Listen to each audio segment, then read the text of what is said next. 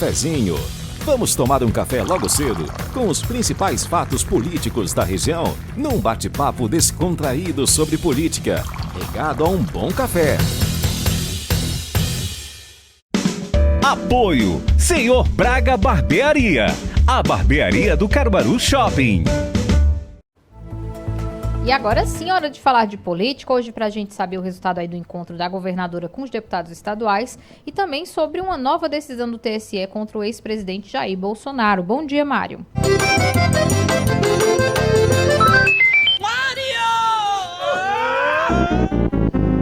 Bom dia a todos, né? Começando falando desse segundo assunto, né? Ontem o TSE julgou aquela história lá dos atos que aconteceram em 7 de setembro do ano passado, né? Quando o dia da independência, aí o presidente Bolsonaro fez vários atos aí e eles concluíram que houve abuso de poder político e econômico. Então ontem o Bolsonaro ele ficou inelegível, agora pelo TSE, né? E vai recorrer ele e também o vice-presidente candidato, né? Que era candidato Braga Neto.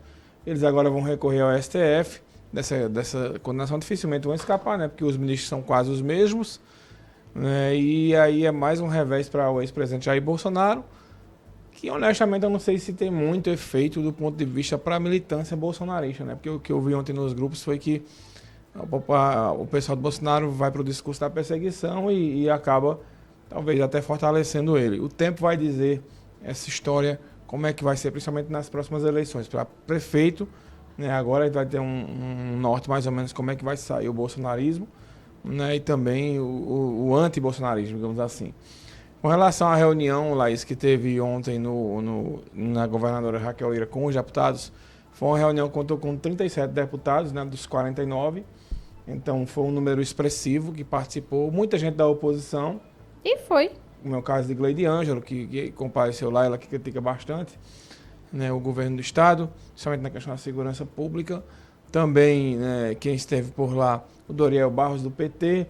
Agora, o grosso do PSB não foi, o coronel Alberto Feitosa também não foi, mas mostrando que os deputados foram ouvir. Na verdade, foi uma reunião ontem que a governadora foi apresentar, né, o que foi discutido naqueles eventos que ela realizou, né, o Ouvir para Mudar.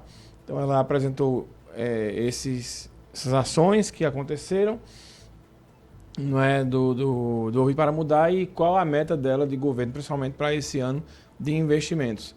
E aí alguns deputados apresentaram as demandas, né, o presidente da Assembleia, o Álvaro Porto, esteve ao lado de Raquel o tempo todo, então a vice-governadora Priscila Krause, né, e os deputados mais próximos, como é o caso de Joãozinho Tenório e Israel Regis também, eles que são líder e vice-líder do governo, além da Débora Almeida, que também é muito próxima dela.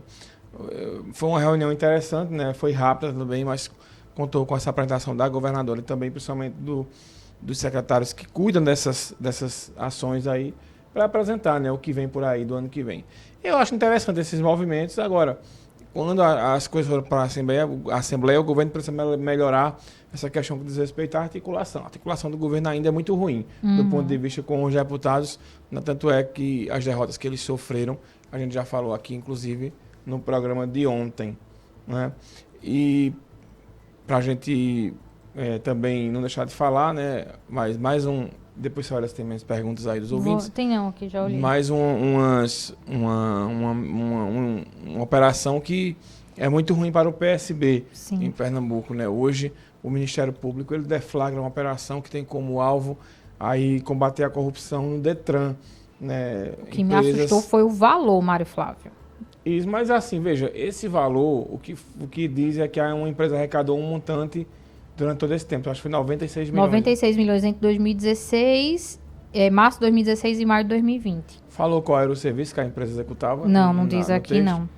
Pois aqui, tem uma lista de várias coisas, sabe, mas não especifica exatamente. Sim, quais seriam as irregularidades? Aqui tem 36 pessoas físicas e jurídicas foram alcançadas pelo sequestro de 64 milhões de reais, através do sistema de busca de ativos do Poder Judiciário. 6 pessoas foram atingidas por bloqueios de imóveis.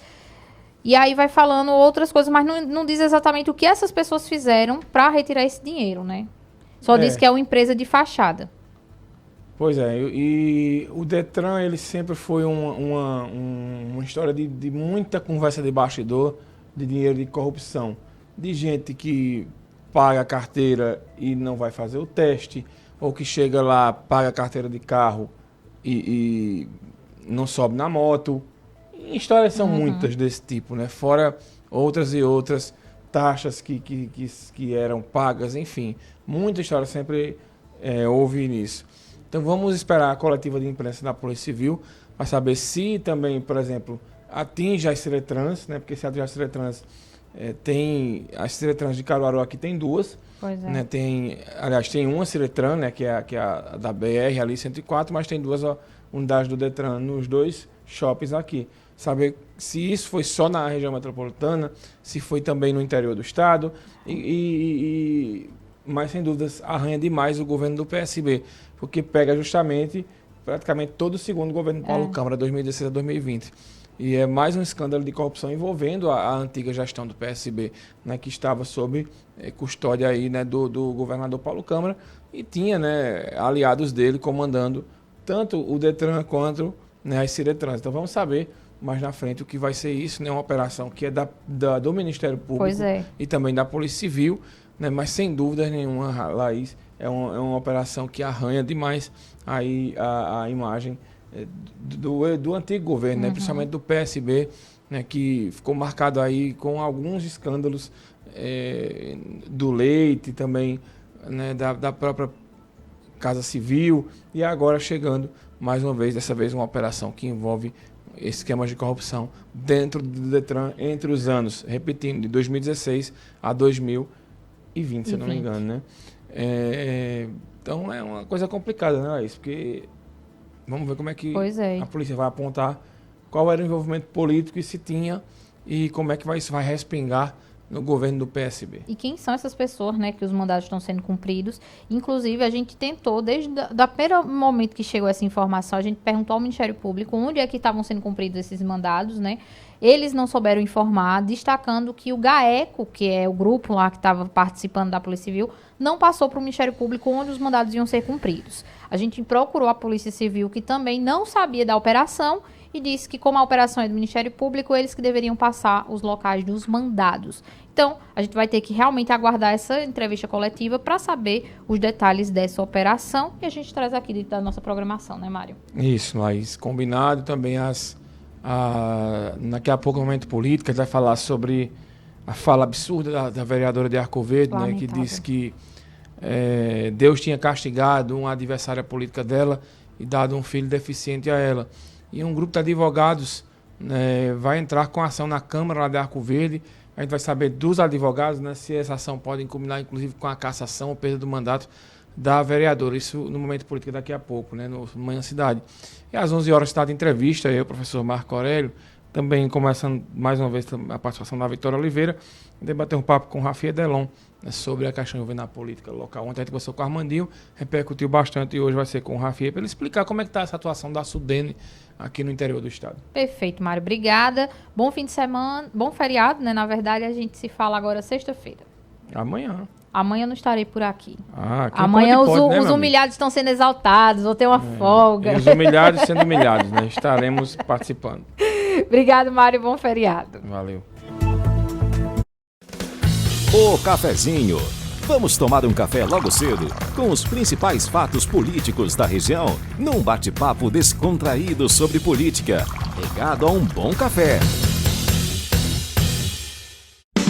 Apoio Senhor Braga Barbearia, a barbearia do Caruaru Shopping.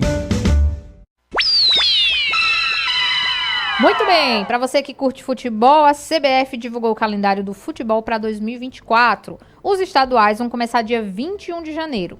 As séries A, B, C e D começam em abril. E hoje, gente, tem jogo decisivo entre o Botafogo e o Palmeiras. Qual a sua aposta? Quem ganha? Quem perde? Você pode trazer essas informações no nosso WhatsApp e daqui a pouquinho no Momento RC10 dentro do Manhã Cidade, o pessoal fala sobre isso e no Futebol na Cidade às 5 da tarde também. Antes da gente encerrar e de dar um abraço aqui para todo mundo, deixa eu só falar que foi registrado, né, um homicídio na Rua Maria Mirandolina, no Alto da Balança, na madrugada de hoje. A vítima se chama Edilson José da Silva e foi morto a facadas O suspeito pelo crime é o sobrinho dele, conhecido apenas como Lucas. A Polícia Civil, com o delegado Bruno Vital, estiveram no local e as informações iniciais é que o sobrinho sofre de esquizofrenia. Ele foi preso em flagrante e encaminhado à delegacia de plantão. Quando a polícia chegou, ele estava dentro de um quarto trancado e não confessou o crime ainda. A gente vai acompanhar, né, todas essas movimentações e as informações a gente traz aqui na nossa programação. Rapidinho, antes de eu ir embora, abraço para a dona Núcia, que desejou bom dia lá pelo YouTube. Um abraço para o Josué de Catende, que diz bom dia, Deus no comando, amém. Luciana Keila também com a gente. Obrigada a todo mundo que participou, interagiu e acompanhou. Eu volto sexta-feira, às 7 horas da manhã. Mas amanhã tem Jornal da Cidade. Então, fique ligadinho, porque tem muita informação. Vem aí o Manhã Cidade.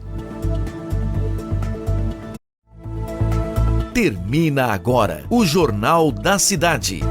Apoio Feira da Sulanca. Fundac, a melhor feira da região.